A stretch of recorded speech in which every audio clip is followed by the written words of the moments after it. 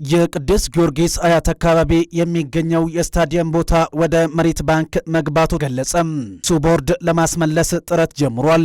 አያት አካባቢ የሚገኘውና በጅምር ላይ የቀረው የቅዱስ ጊዮርጊስ ስፖርት ማህበር የስታዲየም መስሪያ ቦታ በግንባታ መዘግየት ምክንያት በአዲስ አበባ ከተማ አስተዳደር ወደ መሬት ባንክ ተመላሽ መደረጉ ታውቋል። ይህንን ያልተጠበቀ መረጃ ይፋ ያደረጉት የክለቡ ዋና አጋር የሆነው የሚድሮክ ኢትዮጵያ ኢንቨስትመንት ግሩፕ ዋና ስራ አስፈጻሚ አቶ ጀማል አህመድ ናቸው። አቶ ጀማል ባለፈው አርብ በሸራተን አዲስ ሆቴል ለዋናው ቡድን አባላት በተዘጋጀው የምስጋናና ሽልማት ስነ ስርዓት ላይ በበይነ መረብ ባደረጉት ንግግር ለስፖርት ማህበሩ ለስታዲየም ግንባታ ተብሎ በአያት አካባቢ በ1997 ዓመተ ምህረት የተሰጠው ቦታ ለረጅም ዓመታት ግንባታ ሳይካሄድበት በመቆየቱ ምክንያት የከተማ አስተዳደሩ ወደ መሬት ባንክ እንዲገባ ማድረጉን አዲሱ አመራር በቅርቡ ባደረገው ምርመራ ማረጋገጡን ገልጿል። ይሁን እንጂ አዲሱ የክለቡ ጊዜያዊ ቦርድ ቦታውን ከመሬት ባንክ ለማስመለስ አስቸኳይና ብርቱ ጥረት መጀመሩን የገለጹት አቶ ጀማል አህመድ ይህ የስምምነት ጥረት እንደሚሳካና ቦታው ተመልሶም ዋናውን ስቴዲየም ጨምሮ ዘመናዊ የልምድ ሜዳዎችን የመስራት እቅድ እውን እንደሚሆን ለአባላቱም